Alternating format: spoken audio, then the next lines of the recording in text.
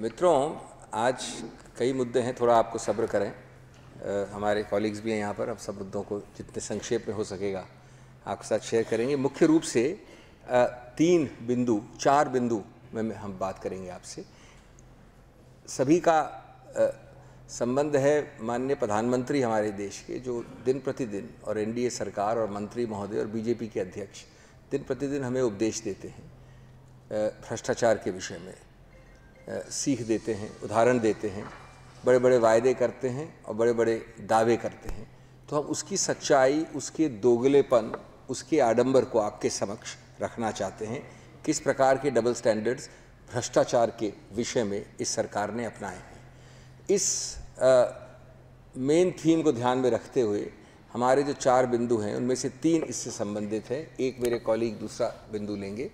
पहला है कि आपको दिखाऊंगा मैं संक्षेप में किस प्रकार से सभी महत्वपूर्ण भ्रष्टाचार विरोधी कानूनों को यूपीए सरकार के जाने के बाद कमज़ोर करने का भरसक प्रयत्न किया गया है और किए गए हैं कमज़ोर। Dilution of anti corruption laws in a systematic consistent manner post 2014। दूसरा बिंदु है ये बार बार दावा करना कि भ्रष्टाचार रहित सरकार है। हमारे पास एक स्टडी है, एक श्वेत पत्र एक प्रकार से हमारी पार्टी का है, जो आपके समक्ष अभी रिलीज़ होगा। उसमें हमने उदाहरण दिए हैं, नाम दिए हैं, सब फैक्ट्स दिए हैं। मेरे माननीय कॉलीग ने उस पर काफ़ी रिसर्च किया है। और तीसरा, उन सब भ्रष्टाचार के बड़े बड़े मील पत्थर, स्कैम्स, जिनके नाम मोदी जी और एनडीए बार बार भुलवाना चाहते हैं, जैसे कि वो बीजेपी से संबंध नहीं रखते, किसी और प्लैनेट से आते हैं। इन 3 विषयों के बाद मेरे मित्र यहाँ पर संक्षेप में आपसे ट्राइबल्स के विषय में कुछ बात करेंगे। So friends, the first issue is a rather serious one, and I'll be very brief because the material which we will furnish you is very, very in-depth, solid research, and we don't talk through our hat, we don't talk in jumlas, and we don't talk in slogans and rhetoric. The first issue is a systematic, consistent, periodic and continuous dilution of the principal anti-corruption laws, and I will touch briefly on 4 examples. The first is the Whistleblowers Act. I was intrigued to find that I was the chair of the committee which recommended the basic structure of this act. And the Whistleblowers Act in 2014, contrary to what the UPA in its outgoing phase recommended, which received the assent, which passed through Lok Sabha and Rajya Sabha, was amended in 2014. And the principal stratagem adopted of diluting it, virtually swallowing it up, is by making a category which was excluded from disclosure, a list of 10 items under the amendment. And the 10 items are so broad, so subjective, that the exceptions, so-called exceptions, will swallow the rule. It will make whistleblowing nugatory. So you need not allow whistleblowing if first it affects the sovereignty and integrity of India. The words are very wide. I mean, you do have a sovereignty security exception in the Constitution, but not such words. Security, strategic, scientific or economic interest of the state. What kind of wording is this? That means you can prevent any whistleblowing. Cabinet papers including records of the Council of Ministers, of secretaries of the government and all other officers.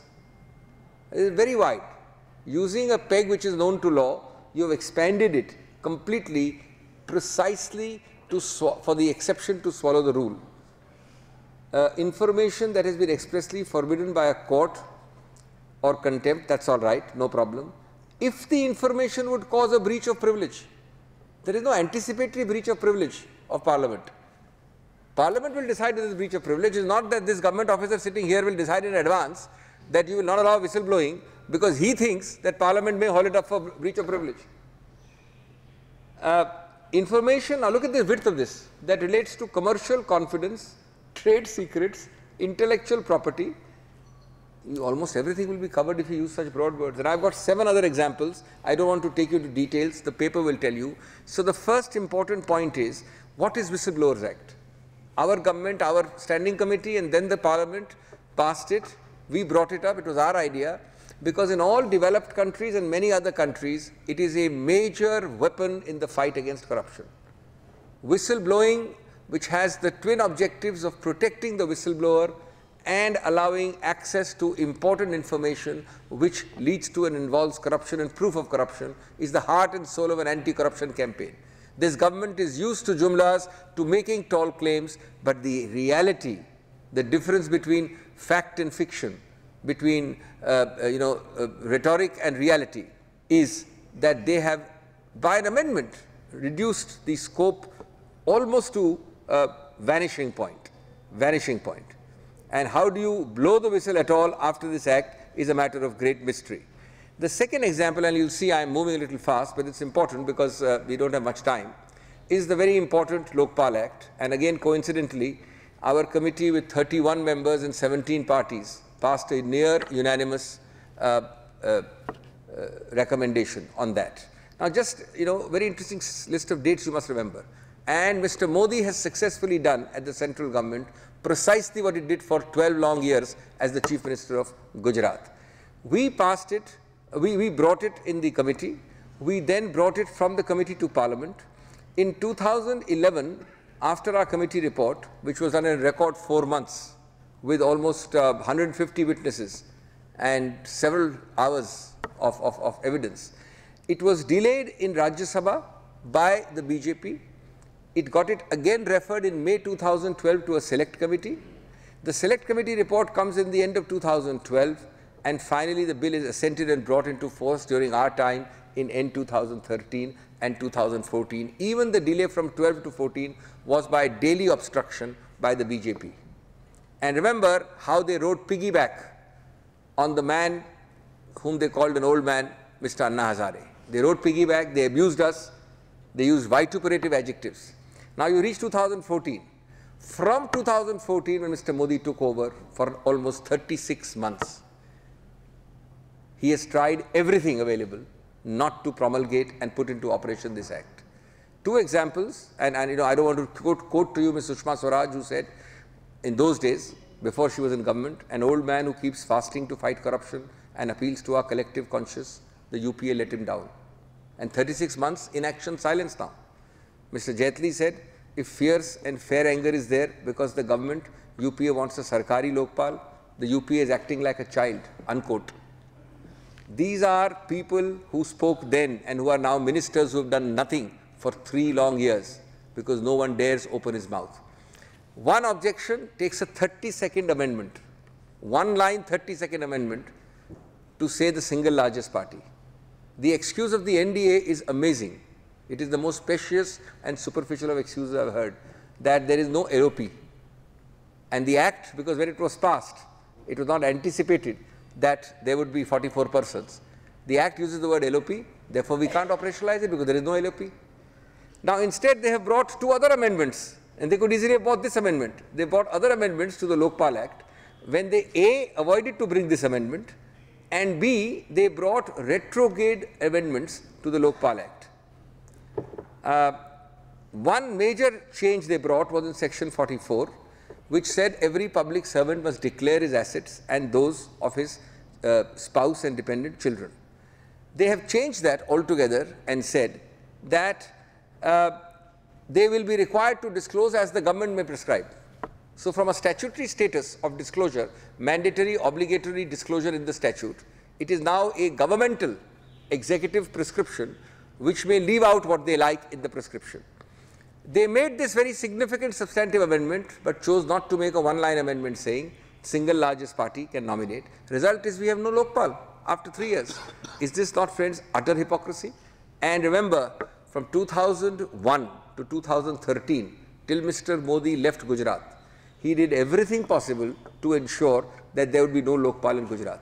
The Supreme Court in that matter, where the Gujarat government, and I've got the names, we took a briefing on this, I took the briefing myself and you have those names, how it went in those days in Gujarat from the original Mr. Justice Soni in 2003, Mr. Justice Vyas in 2006, nobody became a Lokpal, all blocked, nominated by either Chief Justice or by the other consultee, but never appointed by Mr. Modi. Then Mr. Soni and Justice Vyas went, then Justice Vora, then Justice Dhokalia, and you reached 2011. And finally, when the Justice Mehta was appointed in 2011, the Gujarat government in an unprecedented action went in a writ petition. The government filed a writ petition. Normally a private citizen files a writ petition, the Gujarat High Court, which travelled up to the Supreme Court saying why Mehta should not be appointed. That judgment is worth reading. I have briefed you on that. I have given you copies of that. That judgment has passed strong remarks and strictures against those in authority who try to avoid accountability through Lokpal, and then said you must appoint. Unfortunately, Mr. Modi got his way again, because no self-respecting man would take up Lokpal or Lokayukt, as the case may be, in Gujarat. And Mr. Mehta wrote a long letter expressing his deep pain and anguish and resigned. And then Mr. Modi came here. So exactly what he did there, he's doing here. That's Lokpal for you. Prevention of Corruption Act is the third example. Prevention of Corruption Act, as you know, was a very old act which our government in 1988 consolidated and made into a new act. And the 88 Act was much wider than the original version of the 40s and 50s. Now, in the 88 Act, one of the crucial provisions which has now been diluted was that a public servant can be punished for accepting or attempting to obtain any reward for performing his function improperly. That's the heart and soul of that act. It's section, inter alia at section 7, but there are other provisions in it. Now they have said this will not apply unless it is shown that he acted dishonestly. A very wide exemption is brought in. It is virtually impossible in the way the section is worded to prove that, which makes a big escape route, and actually again, just like the first example I gave of the Whistleblowers Act, creates an exception which swallows the rule. The intent is to allow gateways, to allow passages which will make corrupt people get away free. The law will stand down. Remember, each of these are our initiatives which are diluted. एक चौथा उदाहरण आता है जहां हमने नहीं पास किया, माननीय वित्त मंत्री और इस सरकार ने बहुत हल्ले गुल्ले के साथ आपको इलेक्टोरल बॉन्ड्स के बारे में बताया। आपको पता है कि जब इलेक्टोरल बॉन्ड्स नहीं थे कानून में, तो 20,000 से ज़्यादा कोई भी व्यक्ति अगर देता था तो उसकी पूरी आपूर्ति करनी पड़ती थी, और या छुपा के कैश में देना पड़ता था, जो गैरकानूनी होता। इनकम टैक्स एक्ट में है, RBI एक्ट में है। अब ये रिप्रेजेंटेशन ऑफ पीपल्स एक्ट को बदल के जो प्रावधान लाया गया है, उसमें सबसे विशेष बात यह है कि करोड़ों लाखों दें आप, एक ही व्यक्ति अपने डोनेशंस को 10 बॉन्ड्स में डिवाइड करे, 10 अलग अलग विभिन्न व्यक्ति अपने डोनेशंस को अलग अलग बॉन्ड में डिवाइड करें। कैसे दें? 50,000 करोड़ दें, वो RTI से, आपसे, हमसे, और सार्वजनिक रूप से अनोनिमस है, छुपा हुआ है कानून द्वारा। अब ये अलग बात है कि सरकार को पता है वो कौन है। तो ये सरकार को डोनेशन लेने के लिए, कम से कम अभी उसका फायदा उठाने के लिए, और अगणित अमाउंट लेने के लिए सबसे सहूलियत कारगर कानूनी तरीका निकाला गया है। It legitimises legally a way of huge political donations without transparency. If you are allowing me to give you 50,000 crores as a corporate house, the only question we are asking is why are you not allowing the country to know who it is? We know your biases, we know your dialectics, we know your preferences. Allow us to know. इसमें सिवाय सरकार के और किसी को पता नहीं है कि किसने कितना दिया। तो ये 4 उदाहरण थे। मेरे मित्र आपको और एक और श्वेत पत्र में देंगे जो बड़ा व्यापक है और बड़ा डिटेल में है। ये जो आपको बताया जाता है कि यहाँ पर कोई करप्शन नहीं है, मतलब लिमिट है जुमलेबाजी की, लिमिट है मिथ्या प्रचार की। मैं आपको कुछ आंकड़े दूँ जिससे आप चौंक जाएंगे। सिर्फ माननीय मेरे मित्र ने केंद्र सरकार के आंकड़े दिए। अगर आप इसमें छत्तीसगढ़ और राजस्थान को जोड़ लें, मध्य प्रदेश के व्यापम को जोड़ लें, तो ये आंकड़े बहुत ज़बरदस्त कूदेंगे। हम आपको केंद्र सरकार के आंकड़े दे रहे हैं क्योंकि माननीय प्रधानमंत्री का ये अप्रोच रहा है कि ये केंद्र सरकार तो मेरी है, छत्तीसगढ़ की, मध्य प्रदेश की राजस्थान की सरकार किसी और प्लैनेट से आती है, बीजेपी की सरकार नहीं है वो, उसको हम नहीं गिनते भ्रष्टाचार में। Ministers with criminal cases, 64 ministers analysed, 31% have declared criminal cases against themselves. आपको पता है कि आजकल हलफनामे में डिक्लेयर करना पड़ता है। 31%, उस 31% में 8 कैबिनेट मंत्री हैं। हाँ, वो सुरक्षित इसलिए हैं क्योंकि आजकल द्वेष द्वारा रेड सिर्फ विपक्ष पे होती है। CBI, IT, ED सिर्फ विपक्ष पे होता है। Ministers with serious criminal cases 17%, यानी 31 सब हैं क्रिमिनल, उसमें से 17% have declared serious criminal cases. Serious क्या होता है महोदय? Attempt to murder, communal disharmony 7 वर्ष की होती है 153 में, इलेक्टोरल वायलेशंस इन 17% में से 4 कैबिनेट में हैं, उस 31% से 8 कैबिनेट में थे। नए जो अभी बने हैं कैबिनेट मंत्री, हमारे पास नाम है, माननीय कथेरिया साहब अटेम्प्ट टू मर्डर हैं आगरा से, उमा भारती जी के विरुद्ध आपसी वैमनस्य फैलाने का 153 का केस है, इत्यादि सब आपको डिटेल्स मिलेंगे, इत्यादि इत्यादि। इलेक्टोरल वायलेशंस के हमारे पास सब नाम है। तो ये है सच्चाई। और अंत में कि यहाँ पर ही जो बात की जाती है स्कैम्स की, देखिए एक तो हमने आपको बताया क्रिमिनल केसेस यहाँ पर, लेकिन क्या व्यापम स्कैम नहीं है? व्यापम एक ऐसा स्कैम है जो मल्टी स्टेट है। 2008 से 2012 इसी मंत्रालय, इसी अधिकार क्षेत्र, इसी विषय के अधिकार क्षेत्र वाले व्यक्ति थे माननीय चौहान जी। चौहान जी मुख्यमंत्री नहीं थे सिर्फ, वो इस कार्यालय के जिसमें व्यापम था हेड थे। उस दौरान कितने लाख, 77 लाख सिर्फ उस दौरान। अगर आप उस 77 लाख में प्रति व्यक्ति का 1 लाख मान लें तो आप सोच सकते हैं कितना होगा। हम 1 लाख नहीं माने, हम तो कहते हैं कई करोड़ हो सकते हैं। कितने करोड़ का बात है। साथ साथ ये मल्टी स्टेट स्कैम है, साथ साथ ये ऐसा स्कैम है जिससे 50 से ज़्यादा मृत्यु हो चुकी है। ये सिर्फ कागजी स्कैम नहीं है, इसको स्कैम मानते नहीं है एनडीए, हम तो एकदम साफ हैं। और नाम अगर मैं बोलूँ आपको, पनामा में किसका नाम आया है? छत्तीसगढ़ के माननीय मुख्यमंत्री के पुत्र का। चावल वाला बाबा के नाम से पीडीएस स्कैम जो हुआ है वो कहाँ हुआ है? कांग्रेस प्रदेश में हुआ है या छत्तीसगढ़ में हुआ है? ये जो एक सेलेक्टिव एमनीजिया है, स्मृति को छुपाने का या भुलाने का तौर तरीका है, सिर्फ वही स्मृति याद रहती है जब कांग्रेस हो या विपक्ष हो तब। आईसीडीएस स्कैम हुआ महाराष्ट्र में मिस मुंडे के विषय में, और ओएनजीसी को जो दबाव द्वारा जीएसपीसी में इतने बड़े आंकड़े के खरीदारी करनी पड़ी। ये स्कैम नहीं तो क्या है? और सबसे विशेष स्कैम है मेरे मित्र के प्रदेश कर्नाटक से, हटाया, वापस ले लिया येदियुरप्पा जी को। लोकपाल जी ने आपको इतनी रिपोर्ट लिख के दी 1000 पेज की, क्रिमिनल केस हुआ, जेल गए, ये सब कोई स्कैम नहीं दिखता। तो मित्रों, मैं अपनी बात खत्म करूंगा ये कह के that ultimately this is the height of hypocrisy, double standards. It is the height of selectivity. It is shamelessness actually.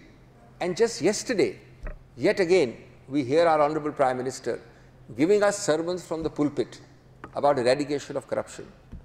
Does not our Prime Minister see his own party president?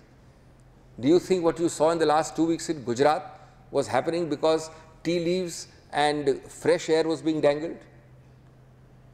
Do you think that the expenditure of Uttar Pradesh came from checks cut for electioneering? You don't see anything there. But any time there is the slightest technical violation, you have all the agencies. So I would request the NDA, I would request our Prime Minister to look backwards, to look inside, look inwards, and do not preach without practice. Do not have this chasm between your words and your deeds. Thank you, Abhishek ji. I would like to follow up on what my senior colleague Abhishek Singhvi has shared with you and point out that we have a document that we will be sharing with you today, a one-page press release on all that we've talked about. And by email, we do not want to kill thousands of trees because the nature of criminal records, the nature of scams that we are going to share with you adds up to many, many hundreds of pages. Now, first, the issue of criminal cases against BJP MPs and ministers. This is evidence that is there in the affidavits that have been filed by these candidates when they stood for election. There may be many more scams and criminal cases against them after that, but this focuses on what they themselves have revealed. Now, I want to remind you that Prime Minister Modi, in his first speech here, talked about how he would fast-track criminal cases and ensure that within 6 months, those people, including MPs from his own party, would be tackled, action would be taken against them, and that they the cases would be closed. It is now 3 years. What happened to that promise, Mr. Modi? How come those criminals continue to sit in parliament and sit in your ministry? This document, you will see the list of criminal cases taken from the affidavit data.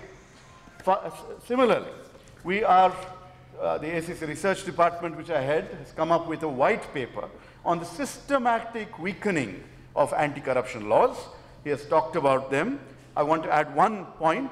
The electoral bonds is, there are two aspects there. One is about the anonymity of donations, 20,000 to 2,000, how it has been brought down, but that makes no difference whatsoever.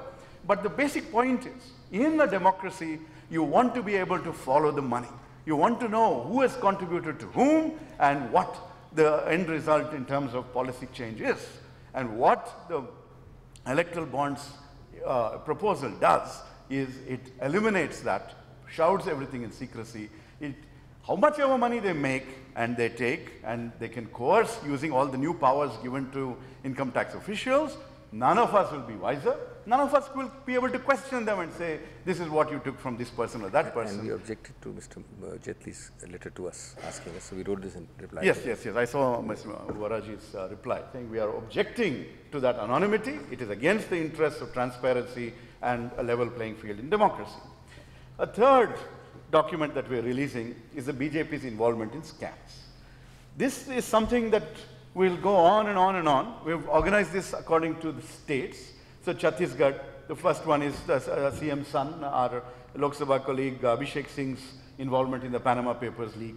Recently, we have done a press conference here about forest land grabbing by the Mr. Agarwal, the minister there. We have the PDS scam and the Manrega scams, the sand scam. Maharashtra, we recently did a press conference on numerous scams involving multiple ministers, the housing minister and the slum rehabilitation scam. So we've organized these according to the series. ये Maharashtra minister का series है, ये पंकजा मुंडे का series है. That is the level of scams that have been taking place, which the Prime Minister, for all that information that he receives in this highly centralized government, somehow this information seems to elude him. We want to make sure, and through you, the nation, we want to make sure is aware of the extent, the depth, and the magnitude of the scams that are going on across the length and breadth of the country under the BJP Sarkars. Karnataka, he has already mentioned. We have, you can remember that we also had, at the height of demonetization, a 500 crore wedding hosted by one of our Reddy brothers, who is very, very famous in the country. Gujarat, we have the GSPC scam, the bank scam, the fishery scam, the land allotment scam, numerous scams in Rajasthan that are coming out all the time, going back to Lalit Gate and other such issues.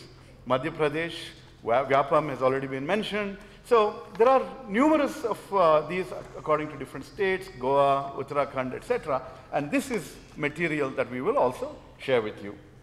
And so finally, I want to point out that you will get these 3 documents, one on criminal cases on which no action has taken place, a white paper on the weakening of anti-corruption laws, and finally, this list of scams that we've been able to uncover so far. And we ask and urge Mr. Modi to end the hypocrisy, to please match actions to the words that he periodically tries to entice the people with when he says that he is fighting against corruption. The record shows that his fight against corruption, the action level is absolutely zero. And until he takes action against his own colleagues and demonstrates how he is able to send them to jail, we will not believe, and the nation will not believe, a word further that he utters on the issue of corruption. मेरे मित्र अब आपको tribals के विषय में संबोधित करेंगे. नहीं आएगा, आपको आगे आना. अभी सिंघवी साहब ने और गौड़ा साहब ने आपको बताया कि भ्रष्टाचार की बात करने वाली भारतीय जनता पार्टी खुद किस तरह भ्रष्टाचार में लिप्त. इलेक्शन के दरमियान किसानों के बारे में, आदिवासियों के बारे में, ज़मीन के बारे में बड़े भाषण भारतीय जनता पार्टी के नेताओं ने देखे. सत्ता में जब केंद्र में भारतीय जनता पार्टी आई तो सबसे पहले उसने किस पर हमला किया? किसानों के जमीन पर। वो तो कांग्रेस पार्टी के नेतृत्व ने वो लड़ाई लड़ी और 44 सांसदों से में उस बिल को हमने बदलने की ताकत दिखाई, क्योंकि किसानों का मुद्दा था। उसी तरह एक मुद्दा सामने आया जब झारखंड में भारतीय जनता पार्टी की सरकार बनी। आदिवासी, पिछड़े, गरीब, मूलवासियों की बात करने वाली भारतीय जनता पार्टी सरकार जब झारखंड में सरकार बनी, जब इलेक्शन थे तो वहाँ प्रधानमंत्री जी ने कहा था कि एक CNT और SPT एक्ट है, छोटा नागपुर टेनेंसी एक्ट और संथाल परगना टेनेंसी एक्ट, जो 1908 तक मूलवासियों की और आदिवासियों की जमीन को सुरक्षित रखती है। परंतु पिछले 8 महीनों से वहाँ के मुख्यमंत्री और वहाँ की सरकार ने पूरी कोशिश की कि उस एक्ट में, उस टेनेंसी एक्ट में बदलाव लाने की कोशिश की। उन्होंने, क्योंकि उनके पास संख्या बल विधानसभा में थी, उस विधानसभा में उन्होंने उस अमेंडमेंट्स को पास करवा के गवर्नर तक भिजवाया।